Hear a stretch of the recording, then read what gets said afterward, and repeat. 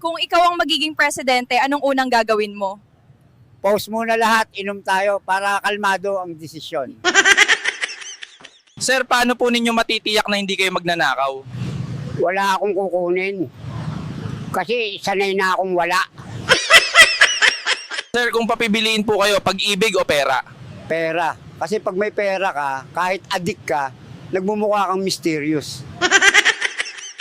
Sir, paano mo hinaharap ang inflation? Tinitigan ko lang ang presyo ng bigas, tapos ngumiti, sabay lakad palayo. Sir, paano po kayo nagtipid ngayong mahal ang bilihin? Di ako kumakain. Paano nyo po nilalampasan ang mga pagsubok sa buhay? Hindi ko nilalampasan, dinadaanan lang. Sabog nga di ako aware na may pagsubok. Sir, paano mo malalaman kung ikaw ang problema? Pag kahit saan ka mapunta, pare-pareho ang gulo. Ibig sabihin, ikaw na yon. Sir, may balak po ba kayong ayusin ang buhay nyo?